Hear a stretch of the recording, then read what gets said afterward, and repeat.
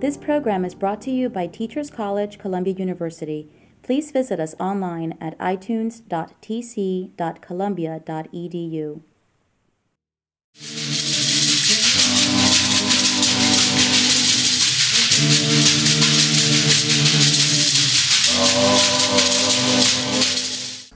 Good morning. So good to see that so many of you were able to get up and make it out on a Saturday for yet another conference where we look at probably one of the most important set of issues facing those of us who do public health or who are engaged in health education. This is a talk that has a lot of modules. I've discovered that in a long life, as many of you know, I just turned 65.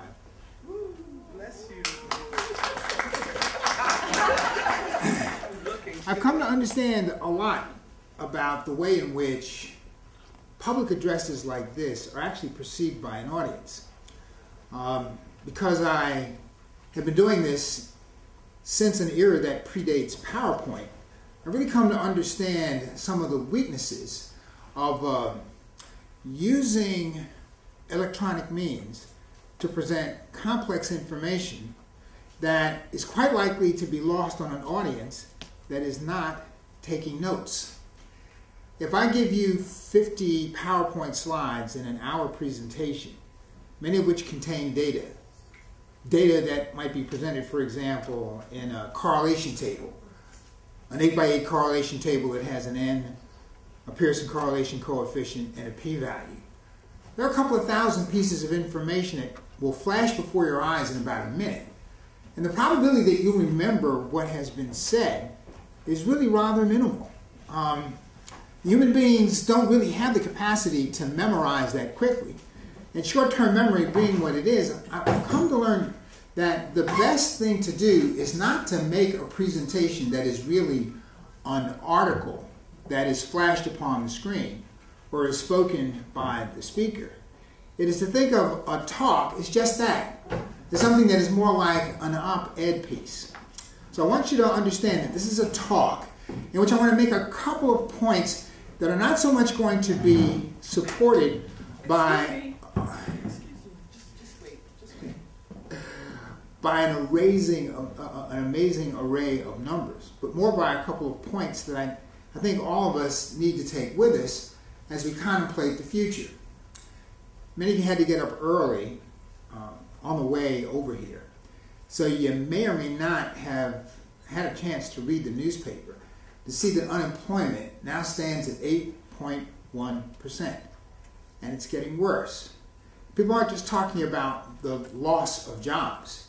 They're now beginning to talk about a complete restructuring of the American economy.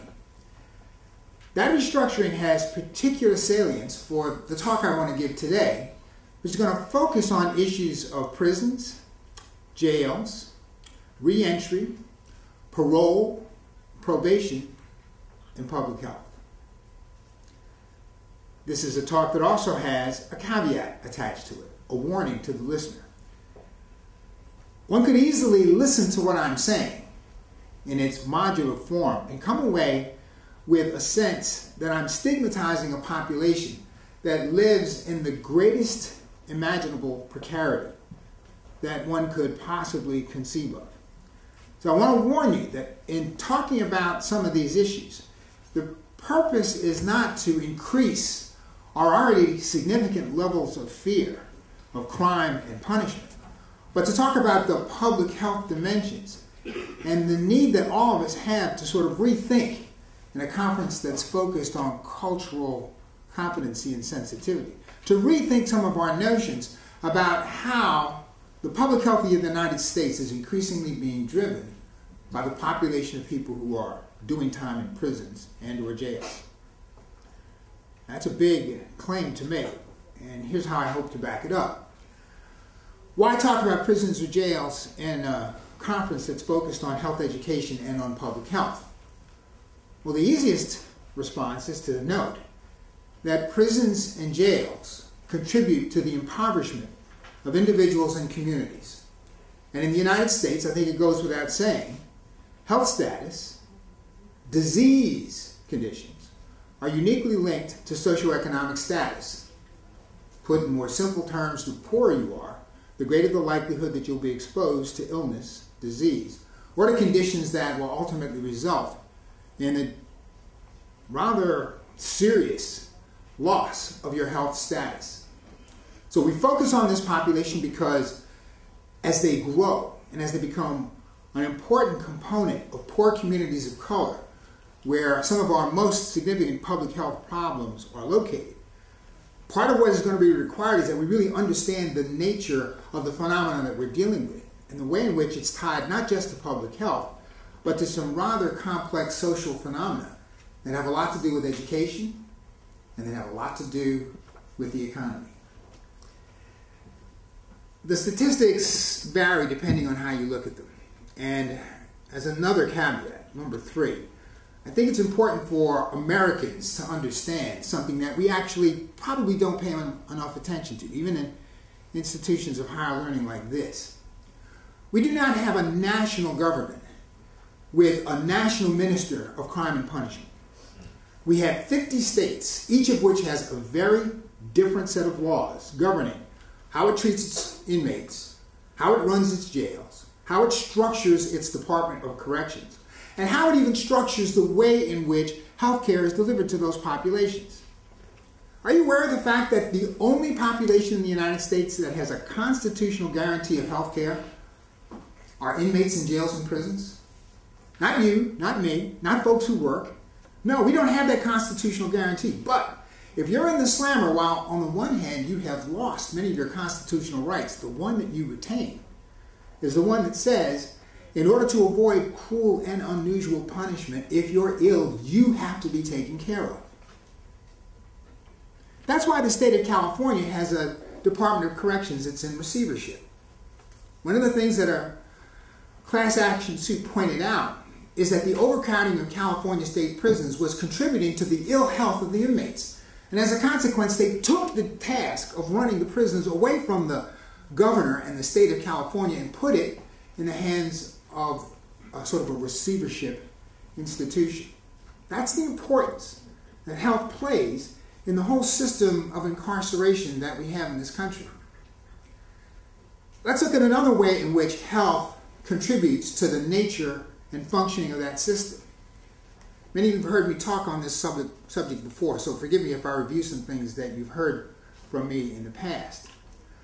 Depending on how you count it, there are 2.1 million people doing time in federal jails or prisons. If you add to that the number of people who are on parole or probation, the folk who sort of cycle in and out of institutions, and these numbers will change depending on who looks at them and how you classify the status of an inmate, the number grows to 7.3 million. The enormous growth in the prison population can be neatly cited by the following statistic. 2.1 million now. In 1970, it was 200,000. What accounts for the growth? A public health issue, drug abuse.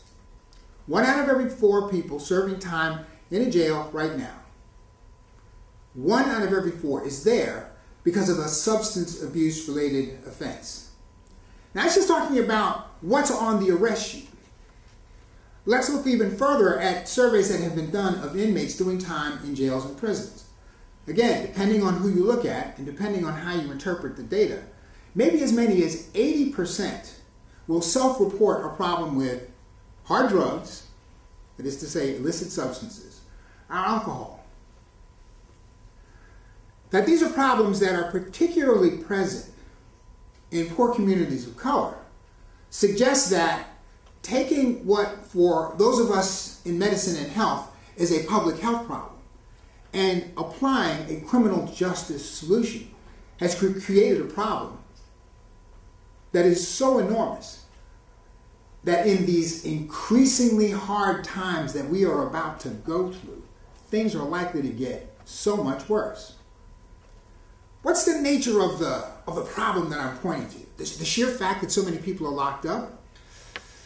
In previous talks, I've given these overarching statistics, and I know that what it does is create the impression that we're talking about a homogeneous population. Sometimes I'll break it down and point out that a significant number of the folk who are doing time are there because they've committed what we call victimless crimes. They didn't hurt anybody. They committed crimes against property, or as I suggested earlier, part of what got them there in the first place is their involvement with the drug trade, either because they were selling, because they were using, because they were in possession, what have you.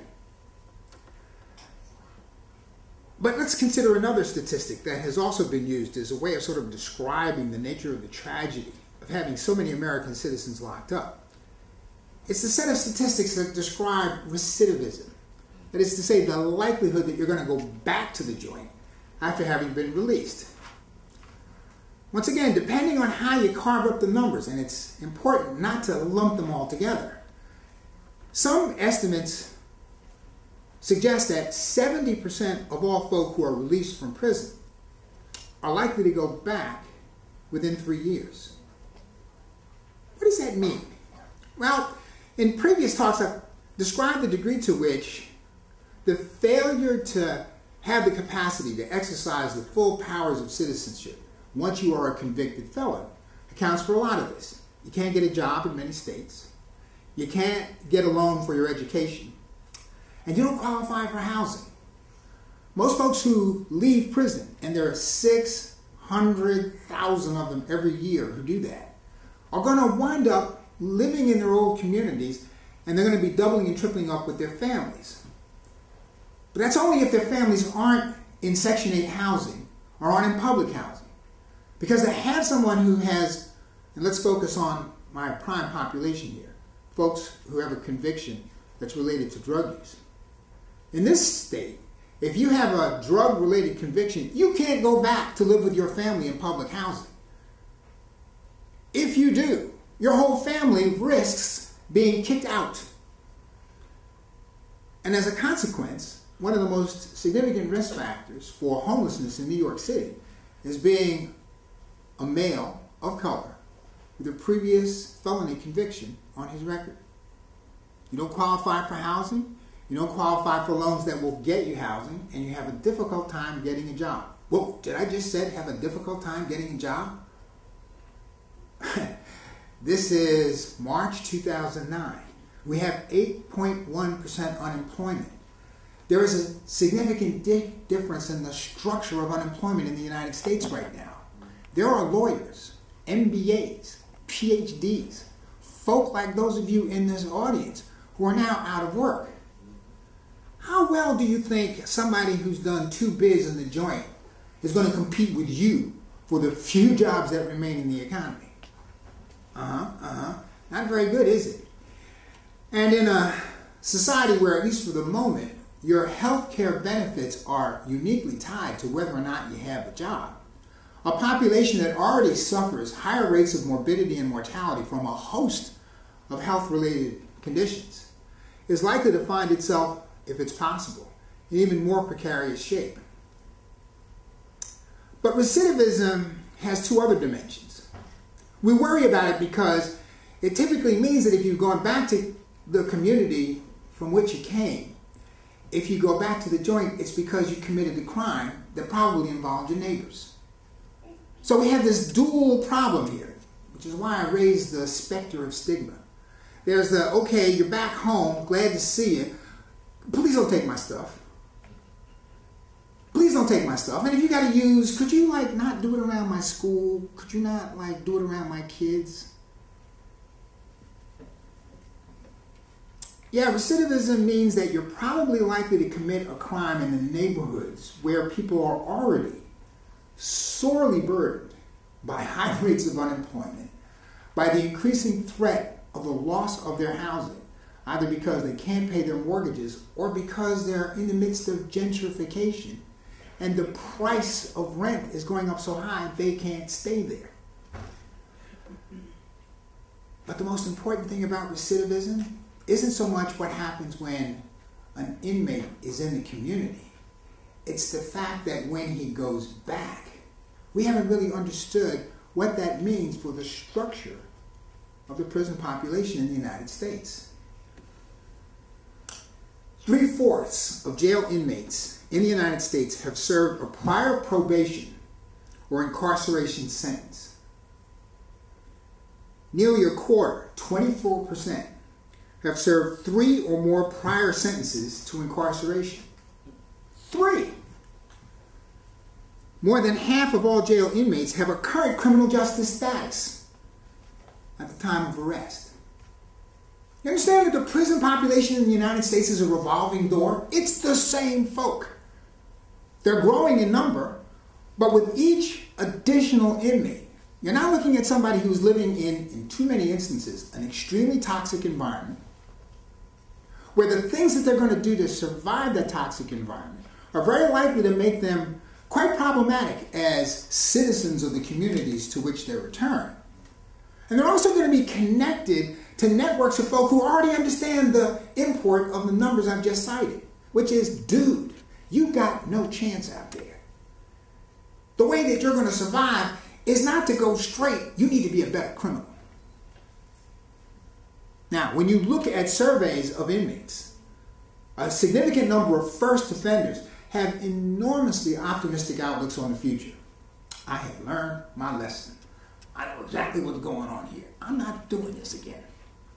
Until they get out, can't find a job.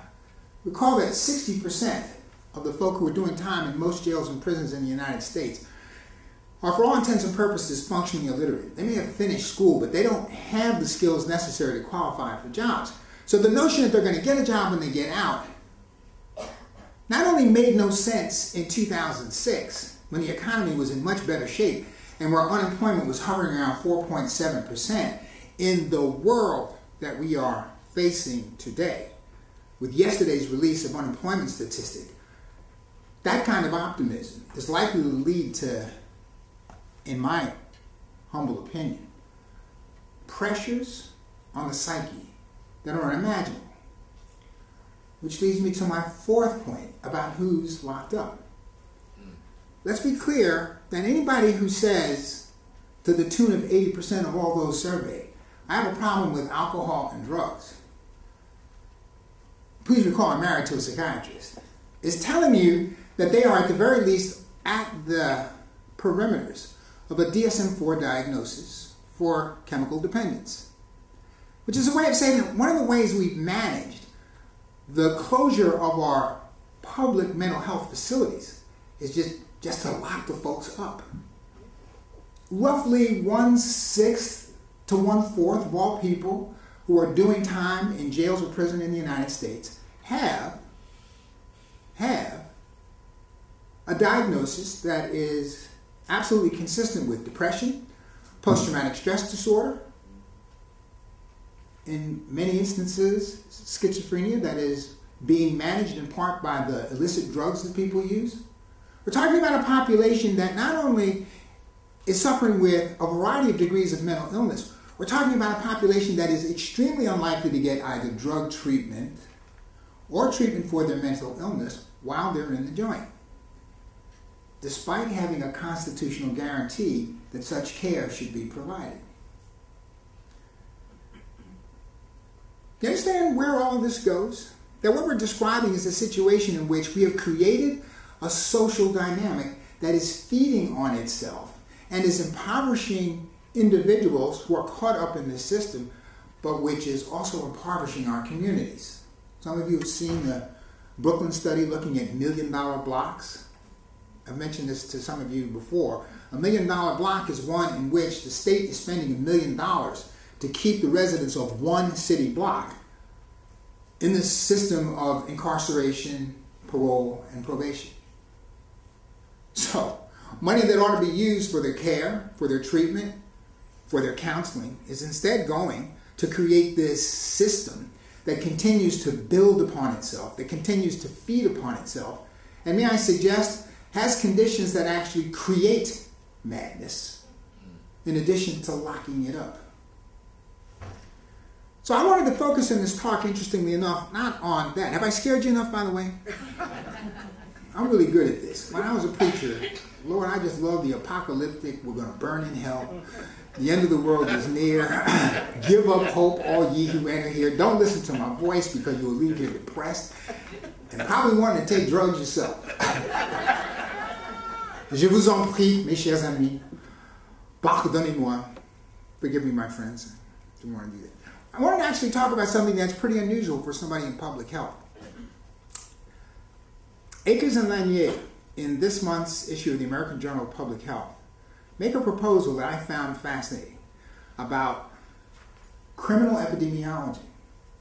They want criminologists and epidemiologists to get together to sort of understand some of the phenomena that I've alluded to in all these numbers and in all of this speculation I've just entered into, saying that there's a place where all of us join together. I think one of the most interesting places is to look at the process of recidivism and what it is we do to manage it. Because I think, interestingly enough, since we seem bound to have a system where we're going to increasingly put people of color in jail, recall the statistic that 1 out of every 3 black men will do time in jail in his lifetime? Okay, I don't know how we reverse that, especially in hard times when I suspect that a lot of people who are on the margins, who simply can't get a job, are going to have to commit more crimes just to keep themselves alive, just to keep themselves supported. I think for every rise, every 10th of a point in unemployment, you're going to see a significant rise in criminality in some of the communities where all of us live. So the issue is not so much how do we get people to understand that jails don't work. We're too committed to punishing criminals. I think what we really have to do is look at what happens when folks get out. What do we do about the 3/4 who are likely to go back? Well, interestingly enough, that becomes the job of the folk who are involved in parole. And let me make a quick distinction here, because I'm not sure that it's always clear between probation and parole. Probation is a sentence that is given by a judge. Okay? It's the judge who decides how much time you're going to do in jail and then what you're going to do if you're not serving time. Parole, on the other hand, is typically in most states managed by a parole board, which looks at your case and decides whether or not you're going to get out. Now remember, not everybody gets paroled. The folks who don't get paroled are simply released. You've served your time.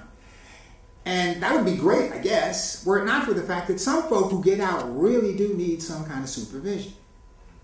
And the forms of supervision that most enlightened criminologists talk about looks much more like social work than law enforcement. But what we have in this country is a system of parole and parole officers that's very tied to law enforcement. In my state, parole officers carry guns. I'll say that again. In my state, parole officers carry guns.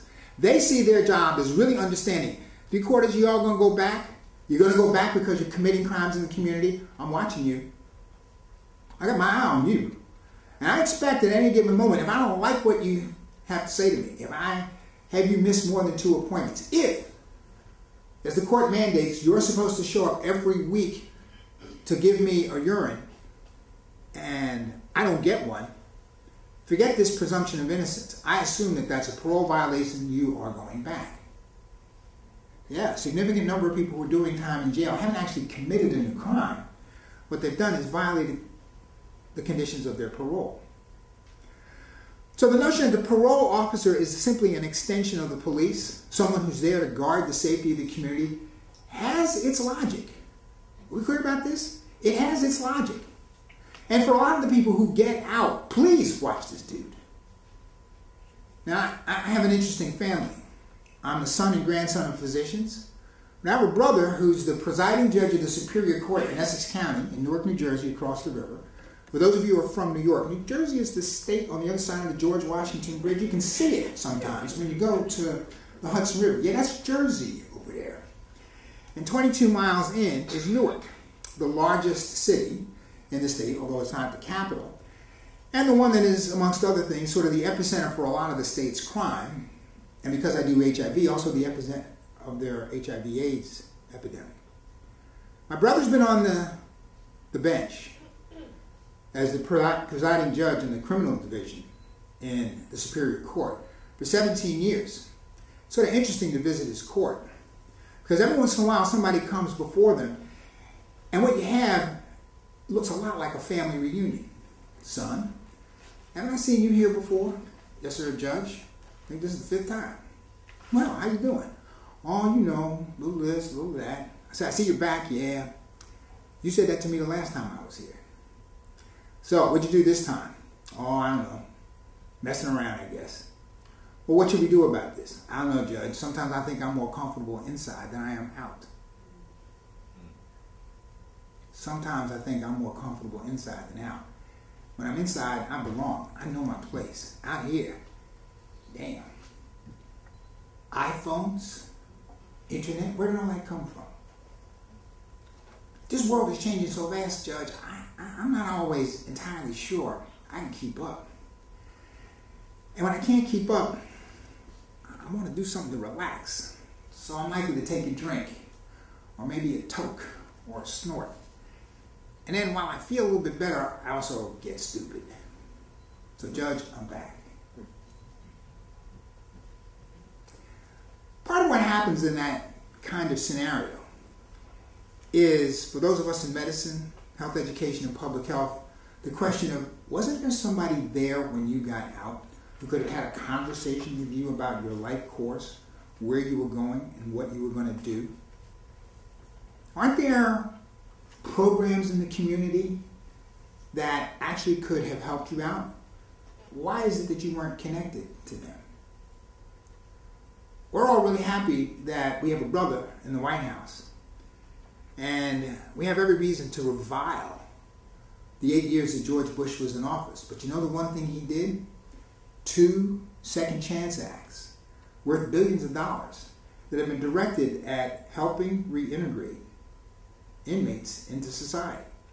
Recognizing there was 600,000 people getting out every year, issues of healthcare, education, housing, and employment had to be managed, and that it was a federal responsibility to help states do that. So these programs exist. And some of the ones that work best are the ones that are directed at young people, juveniles, first offenders, who are put into school situations, either while they're in juvie or when they get out, and who, as a result of getting a high school diploma, or God help us, a bachelor's degree, have, or reduced by as much as 3/4, the likelihood that they will go back in. And that's irrespective of whether or not they have a job. Which is a way of saying that educate someone who's in that precarity, and all of a sudden you'll change their outlook on life.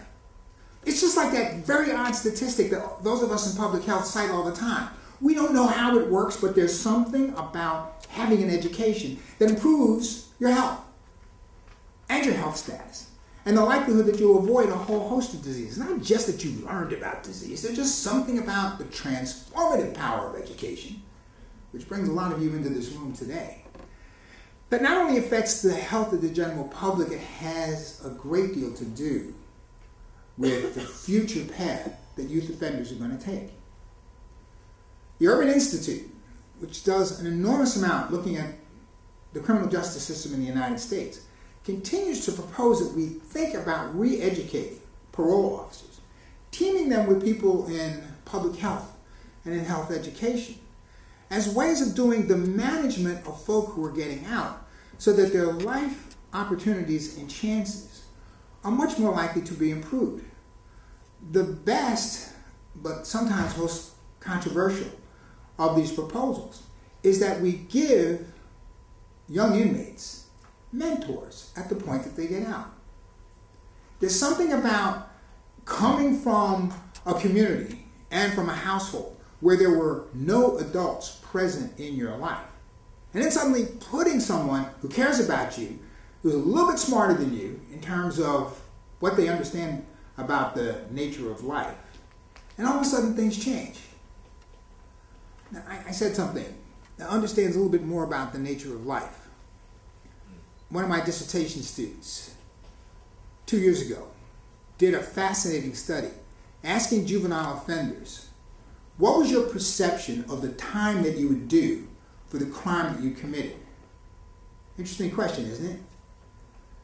So, for example, young people convicted of armed robbery often said things like, I didn't shoot nobody. There weren't even any bullets in the gun. Guess what? The law doesn't care. Armed robbery is armed robbery. You used a gun. You scared the pee out of somebody. That's armed robbery.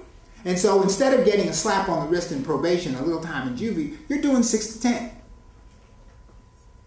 And the 6 to 10 has to do with how much you took. Yeah, there's this sense in which people understand that there's the law out there. They know the popo are some folks you don't want to mess with. But the whole notion that there's a relationship between crime and punishment, that the nature of the crime has a lot to do with the nature of the punishment, well, guess what? They're not really clear about that. They're not really clear about that. And one of the things that mentors get to do is not only guide people in terms of setting realistic goals and aspirations for the future, they're the ones, forgive me, because it sounds paternalistic, but it's true, who actually sit on you like your dad and say, dude, not this way, the other way. There's something about the nature of that contact that at least preliminary studies that I've seen indicates that you can really alter the life course of somebody who's had that kind of contact with the criminal justice system.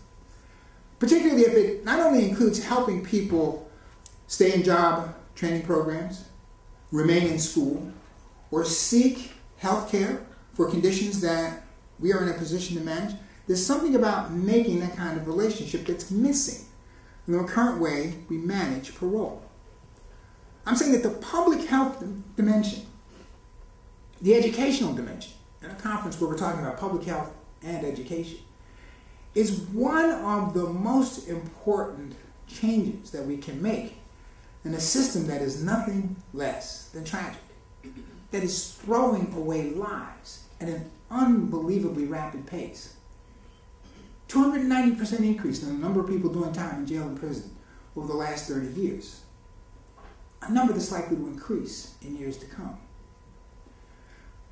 The notion that public health folk, criminologists, and forgive me, the police and parole officers actually could make common cause together makes a lot of sense.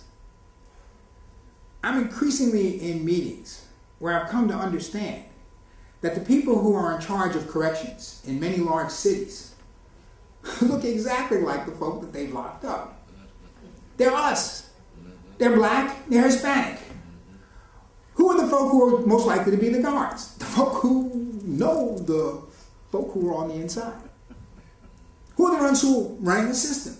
Folk who believe themselves to be enlightened, who love our community with the same passion that we do, and who see their job as literally protecting it from a recurring cycle of evil that they don't know how to stop, but they know it's their responsibility to address. We speak different languages. We tend to cast these guys as the bad guys. Well, what if we changed that discourse? What if we saw that we have more in common than we imagine? That what we're all interested in is the health and safety of the community. And that there are more things that we could do together to join these two separate silos to create a world in which the health of the public and the safety of the public are all seen as one. My very modest proposal, we have to rethink the role of the criminal justice system in American society and in the annals of public health. We have to rethink what we're going to do as folk who are enlightened, who believe ourselves to be culturally competent, and who are concerned about the health of the community. If 1 out of every 3 black men is going to have some contact with the criminal justice system, we can't see our job as working with the other 2. No, because that one affects us all. Thank you. Yes.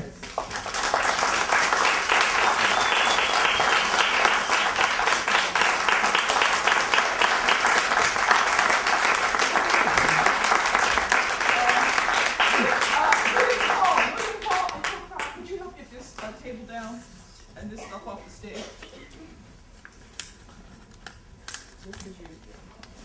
You both. Gotta give it a second. You both stood up and you look healthy. Okay? And then they can hand you those chairs. And then the person with the tablecloth can quickly put the tablecloth on and the chairs can go down. Does anyone have a question for Dr. Fullilove? Please come to this microphone if you have a question.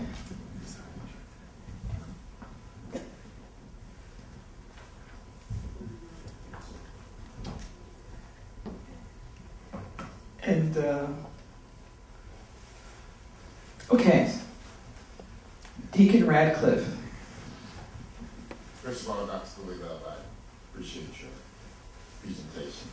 And good looking at it and not having to follow with a PowerPoint, because I don't write that fast. But I just want to say, as a chaplain in the New York City Department of Corrections, thank you very much for that presentation. Because the question I'm going to ask you, and it looks like you're coming to that understanding and analysis. And I ask, what do you think is one of the major causes of the crisis, and I perceive a crisis that's happening in urban Black America? What do you think is one of the major causes of the crisis in urban Black America?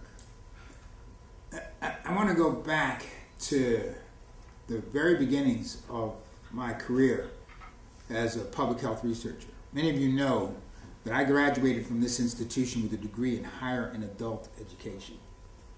I've never taken a public health course in my life. That I've been on the faculty of public health for 19 years now, and have served on a variety of public health services committees, has much to do with the fact that I started out my work looking at the war on drugs.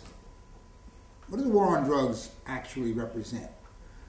The first crash of the American economy, where unemployment rates in our communities went through the roof, and the drug man was the employer of preference. Couldn't get no job? You could stand on the corner as a watcher, you could stand on the corner as a distributor, and you made some money. The first set of studies that my wife and I did in San Francisco astounded us when we found in public housing projects how many 13 and 14-year-olds had become heads of households because they were the ones bringing in the money. We were astounded at the number of folk who had parents who were addicted, where the kids, as a way of sort of taking over the house, saw all I had to do was sort of say, hey, take a hit of this and see what happens. Well, what did that produce? I suggest that instead of recognizing that as a public health crisis, we decided that it was a criminal justice issue. So we continued to increase the police presence in our community.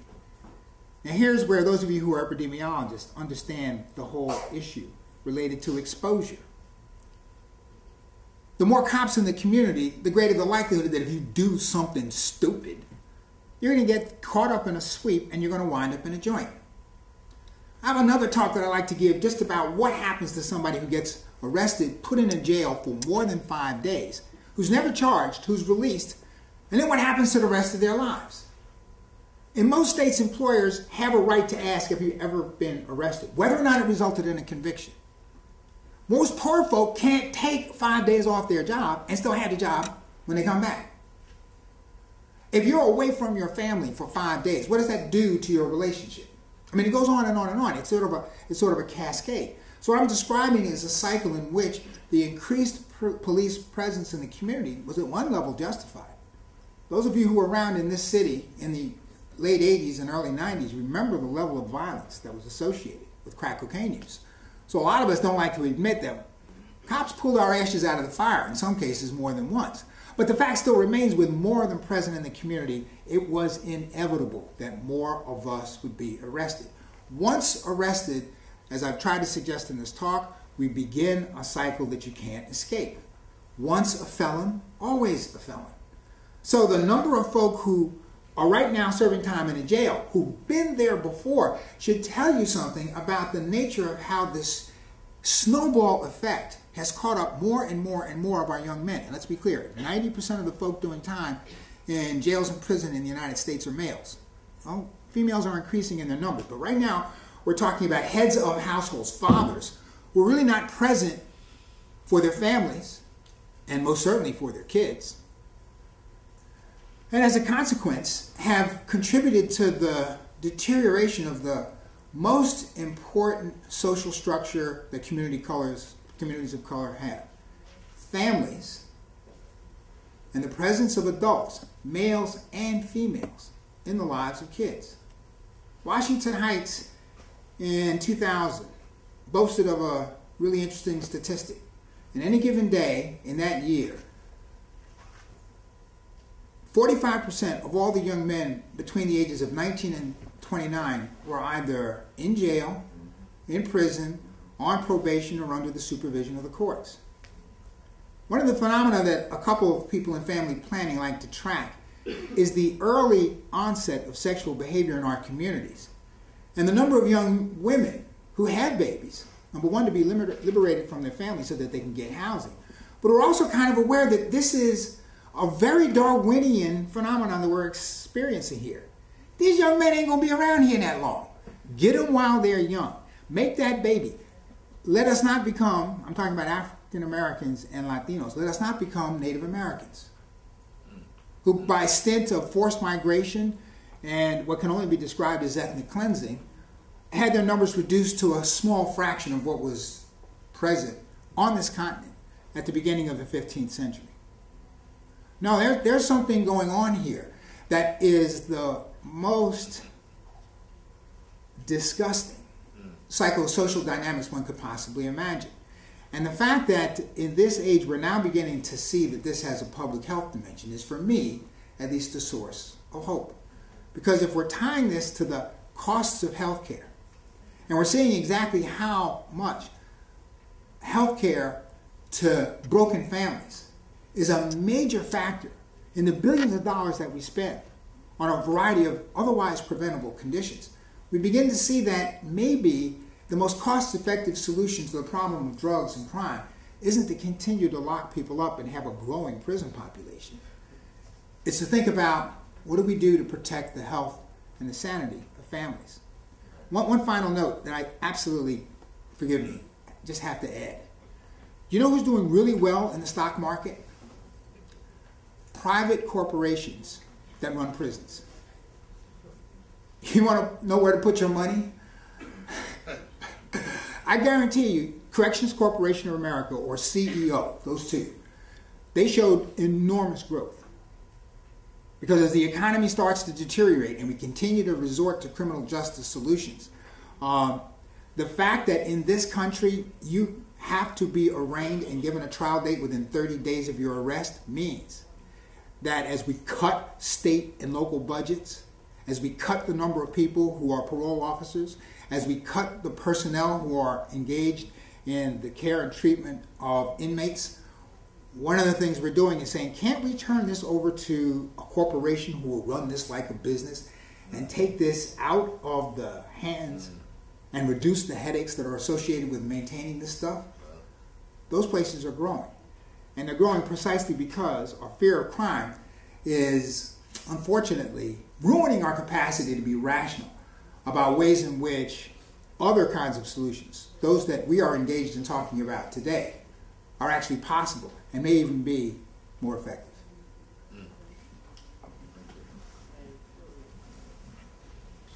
Good morning, Dr. Fullilove. Thank you so much for coming here to present. I remember in 2000, I was in a seminar course with Professor Freudenberg, and he spoke to us about discharge planning policy on which he worked, and that it was not accepted. Now, I read a part of his policy, and it's a shame that now in 2009 we still don't have a decent discharge planning policy for the young men and women who are leaving prison, who are leaving the jails. And I remember at that time he informed us that some of the people who were discharged from Rikers were just taken to a certain part and left there with money or a Metro card or something, you know. And it's a shame because we, instead of actually looking for a solution or actually addressing the problem properly, we keep skirting around the issue. We meaning, I don't even know who is really responsible for ensuring that these policies or these plans that we have are actually implemented. In talking about the privatization of the prisons, one of the things that I'm hinting at is the fact that we've got a bigger problem than we have the money to manage. Despite the fact that we increase budget for cops, continue to try to build new jails in some states, the fact still remains we got more folks coming in than we can manage, which is why so many states right now are under federal investigation, because there are too many people in the joint and they're not being managed properly. It's not just a question of their health care, it's just the overall management of a system that's growing with unbelievable rapidity.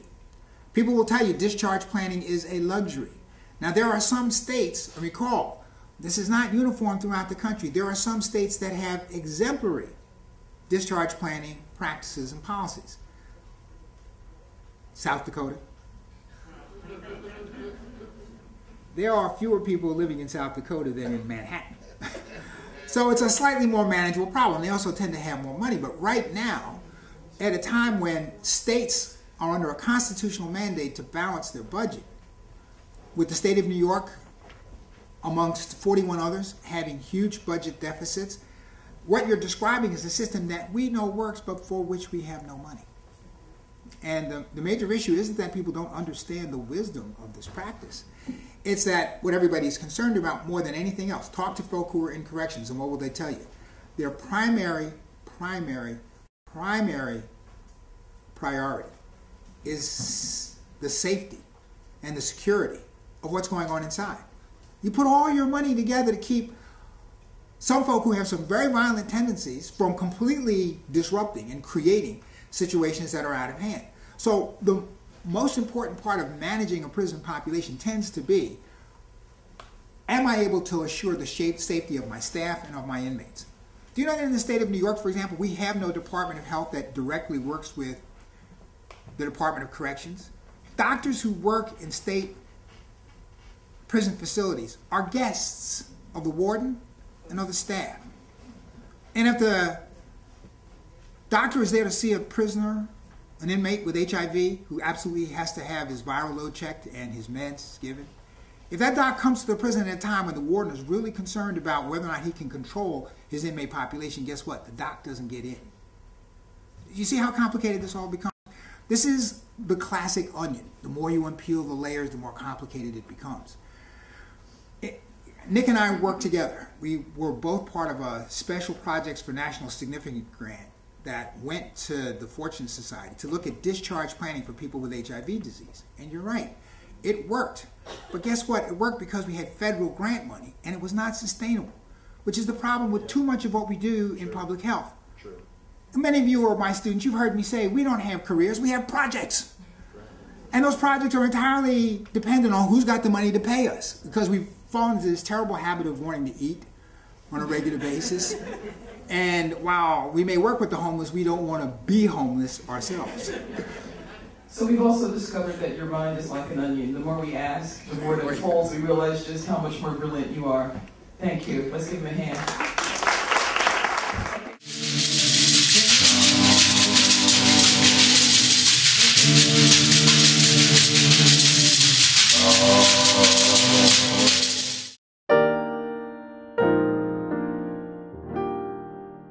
The preceding program was brought to you by Teachers College, Columbia University. Please visit us online at itunes.tc.columbia.edu.